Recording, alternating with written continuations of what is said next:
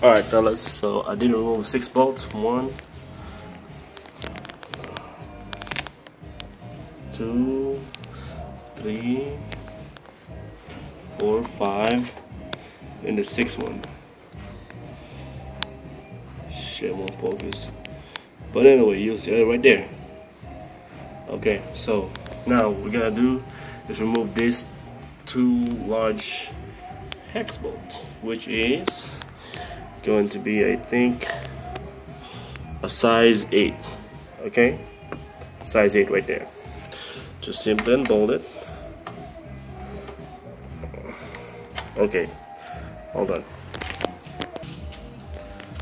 Alright, so fellas, I removed it. Size 8 hex bolt. Those are the things right there. Oops, there you go.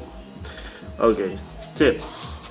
When you guys remove that big ass bolt right there, oil will spill out.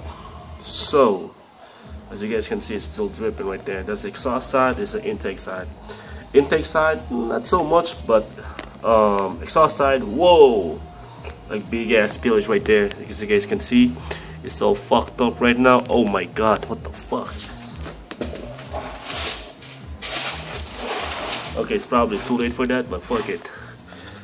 Just make sure you put something there, cardboard or whatever. Okay. Anyway, wipe off all the excess oil right there, because oil and belt don't mix. And this is a brand new belt too. Fucking shit. Just changed that yesterday. See, as you guys can see, brand spanking new, brand new water pump yesterday as well. Brand new rotors, ceramic brake pads, the whole shebang, right? Anyway, also, as you guys can see, inside there'll be that little thing right there. So just grab yourself a pair of pliers, and where's that thing? Right there, long ass nose. Long nose pliers is what they call it. Twist the cap off, bam, bada bing, bada boom. Easy peasy, right? Okay.